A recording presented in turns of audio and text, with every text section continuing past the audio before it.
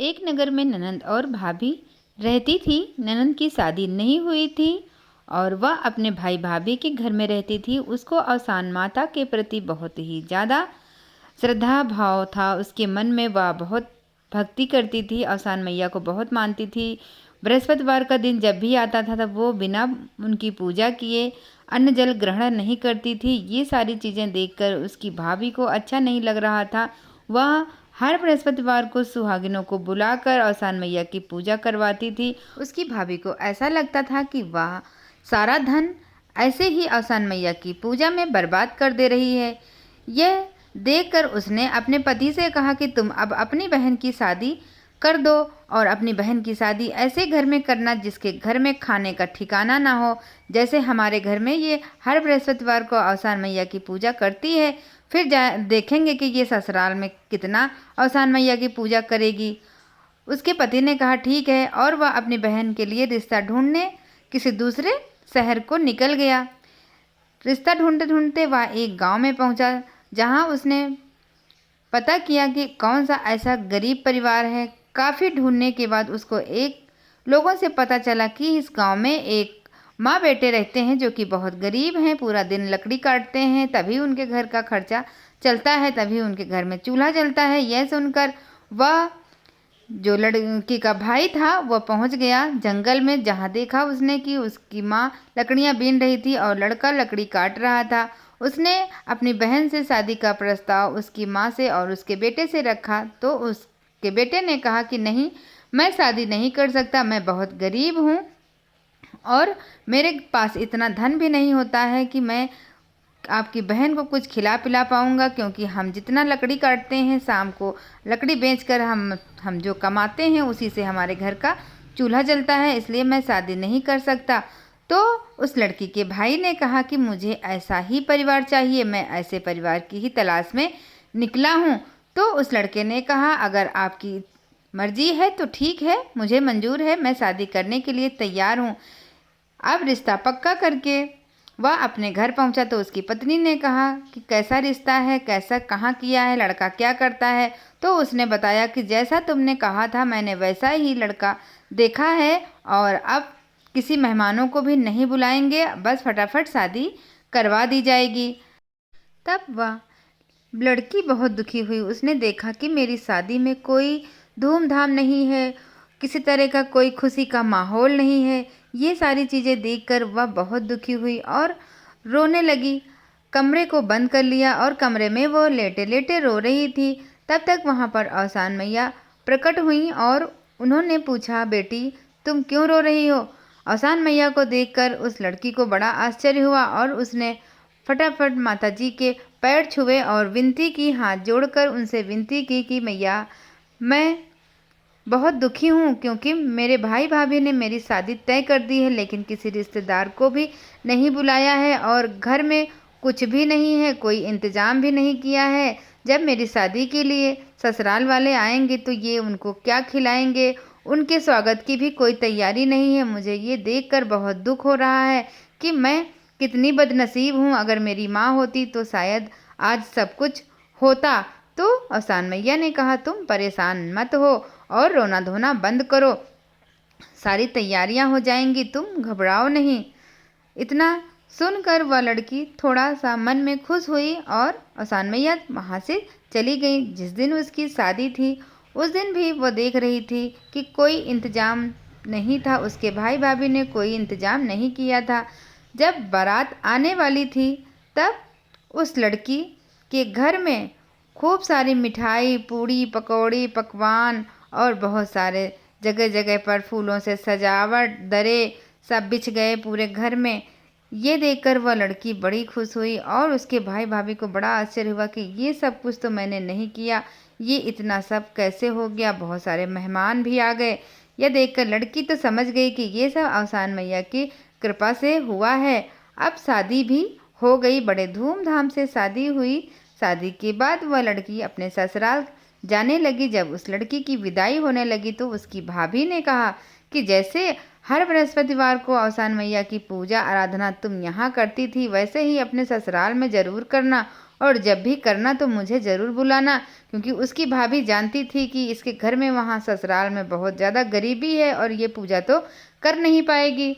यह सुनकर उसकी ननद ने कहा, ठीक है भाभी, मैं हर बृहस्पतिवार आपको आसान मैया की पूजा में ज़रूर बुलाऊंगी। इतना कहकर विदाई हो गई और वह लड़की अपनी ससुराल पहुंच गई। ससुराल में जब बृहस्पतिवार पड़ा तो उसकी सास ने उससे कहा, बहू उठो, नहाना धोना करो, चाय नाश्ता करो, अपना नाश्ता पानी करो। तो उसने कहा कि माँ जी, मैं बृहस्पतिवार के दिन बिना आसान मैया की पूजा आराधना किए बगैर कुछ भी नहीं तो खाती हूँ और ना ही तो मैं पीती हूँ।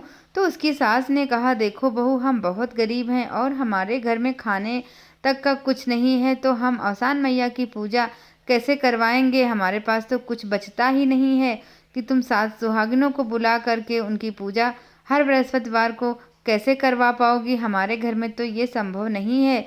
यह सुनकर वह बहुत परेशान हुई और अपनी सास से कहा कि माँ जी, कुछ भी हो जाए लेकिन मैं तो बिना आसान मैया की पूजा किए कुछ नहीं खाऊंगी। और वह अपने कमरे में चली गई और वहाँ जाकर वह रोने लगी। फिर आसान मैया को एहसास हो गया कि उनकी बेटी दुखी है। वह फिर से प्रकट हुई और अब उस लड़की से कहने लगी, तुम क्यों रो रही हो, क्या बात है? तो वह लड़की जब उसने देखा कि आसान मैया आ गई है, बहुत खुश हुई और रोने लगी। बोली, हे माँ, इस घर में तो इतनी गरीबी है कि मैं आपकी पूजा कैसे करूं? मेरी तो समझ में ही नहीं आ रहा है। यहाँ पर इतना धन भी नहीं है कि मैं किसी को बुलाकर आपकी पूजा करवा सकूं। तो आसान मैया ने कहा, तुम परेशान ना हो, सब कुछ होगा। उसने आसान मैया से ये भी बताया कि जब वह विदा होकर ससुराल आ रही थी तो उसकी भाभी ने उससे कहा था कि तुम जैसे यहाँ आसान मैया की पूजा करती थी उसी तरह से अपने ससुराल में भी पूजा करना और मुझे न्योता जरूर देना। ये सुनकर आसान मैया ने कहा कि हाँ ठीक है, तुम आसान मैया की पूजा जरूर करोगी और अपनी भाभी को भी बुलाओगी। तुम पूरे नगर की महिलाओं को निमंत्रण दे आओ और किसी चीज़ की चिंता ना करो, सब कुछ हो जाएगा। और आसान मैया इतना कहकर चली गई। अब वह लड़की जल्दी जल्दी से नहाना धोना करके उसने अपनी सास से भी बताया कि माँ जी, पूरे नगर की महिलाओं को बुला लीजिए और हम आसान मैया की पूजा करेंगे। ननद ने अपनी भाभी को भी बुलावा भेजा, नाव को भेज दिया और अपनी भाभी को भी बुलवा लिया। उधर उसके घर में बहुत गरीबी आ गई थी, इसके मायके में बहुत ज़्यादा गरीबी आ गई थी। जब तक ये रही वहाँ, इसकी शादी नहीं हुई थी, तो ये आसान मैया की पूजा करती थी, जिसके प्रभाव से मायके में बहुत सारा धन था। लेकिन जब से शादी हो गई तब से भाई भाभी निर्धन होने लगे थे। ननद ने अपनी भाभी को बुलाने नाव को भेजा, तो नाव जब वहाँ गया तो उसकी भाभी के पास कोई अच्छे कपड़े भी नहीं थे और वह ऐसे ही चली आई। भाभी के मन में कुछ ऐसा भी चल रहा था कि हमारी ननद तो गरीब है, उसके घर में कौन आएगा आसान माता की पूजा में, क्योंकि ना उसके पास खाने का है ना उसके पास पूजा करने का है, तो ऐसे में कौन आया होगा। और वह जैसी थी वैसे ही नाव के साथ चली आई। यहाँ उसने आकर देखा कि बहुत धूमधाम है, बहुत सारी महिलाएं यहाँ पर इकट्ठी हैं। उसने सोचा कि हमारे घर में तो ये 7 महिलाओं को बुलाकर पूजा करती थी, लेकिन यहाँ पूरे नगर को इसने बुलाया है और ये क्या खिलाएगी क्या पिलाएगी। यही सोचकर भाभी मन ही मन बड़ा खुश हो रही थी कि आज तो इसकी बेइज्जती कायदे से होगी। इधर ननद ने भाभी को देखा कि भाभी बिल्कुल फटी पुरानी साड़ी में आ गई है, तो उसने अपनी भाभी से कहा, भाभी जाओ अंदर कमरे में देखो, खूब सारी साड़ियाँ भरी हुई हैं और बहुत सारी चूड़ियाँ रखी हैं। आपको जो पसंद आए वो साड़ी पहन लेना और जो चूड़ी पसंद आए वो चूड़ी पहन लेना। जल्दी से तैयार होके आ जाओ क्योंकि देर हो रही है, सारी नगर की महिलाएं आ चुकी हैं। अब यह सुनकर वह देखने के लिए गई अंदर, तो उसने देखा कि पूरा कमरा साड़ियों से भरा हुआ है, पूरा कमरा मेकअप के सामान से भरा हुआ है, श्रृंगार के सामान से भरा हुआ है। भाभी को बड़ा आश्चर्य हुआ, लेकिन वह ननद के कहने पर तैयार होने लगी और जब वह साड़ी पहनने के लिए रेडी हो रही थी तो वह जो साड़ी उठाती वो साड़ी फटी निकलती, जो साड़ी उठाती वो साड़ी फटी निकलती, जो चूड़ी उठाती वो चूड़ी उसको टूटी मिलती। तो भाभी ने ननद से कहा, तुम तो अच्छा से तैयार हो गई हो और मेरे लिए ये सारी फटी फटी साड़ियाँ रखी हो और टूटी उटी चूड़ी रखी हो। तो ननद ने कहा, भाभी मैं भला ऐसा क्यों करूँगी, आपके लिए मैं फटी साड़ियाँ क्यों रखूँगी। आपके मन में अभी तक औसान मैया के प्रति कोई प्रेम भाव नहीं आया है और औसान मैया ऐसी हैं, अगर आपके मन में किसी भी प्रकार का अहंकार होगा तो आपके साथ ऐसा ही होगा। अभी भी समय है, आप औसान माता से क्षमा मांग लीजिए, सब कुछ अच्छा हो जाएगा। ननद के बहुत समझाने पर भाभी ने औसान माता से क्षमा मांगी। औसान मैया से प्रार्थना की कि हे माता, मैंने जो किया मुझसे गलती हुई और मुझे पहनने के लिए कपड़े और हाथों में पहनने के लिए चूड़ी दीजिए। मैंने बहुत अपराध किए हैं। मैंने आपकी पूजा को लेकर अपने ननद को बहुत ताने भी सुनाए हैं। अगर मेरी गलतियाँ क्षमा करने योग्य हों तो आप मुझे क्षमा कर दीजिए। अब मैं ऐसा कभी नहीं करूँगी और मैं भी आपकी पूजा हर बृहस्पतिवार को किया करूँगी। यह सुनकर औसान माता प्रसन्न हो गईं और उन्होंने उसके कपड़े जो फटे निकल रहे थे वो सब सही हो गए और जो चूड़ियाँ टूटी निकल रही थी वो भी सही हो गईं। अब ननंद, भाभी और नगर की सारी महिलाओं ने मिलकर औसान मैया की पूजा की। हे औसान माता, जैसे आपने नंद भौजाई का घर भर दिया, नंद का घर धन दौलत से भर दिया, वैसे ही सबके घर में धन दौलत देना, सबको खुश रखना, सबकी रक्षा करना, सबकी मनोकामनाएं पूरी करना। जय हो औसान मैया की। तो दोस्तों, ये हमारी कहानी आपको कैसी लगी मुझे ज़रूर बताइएगा। अगर कहानी अच्छी लगी हो तो प्लीज़ वीडियो को लाइक और शेयर भी कर दीजिएगा।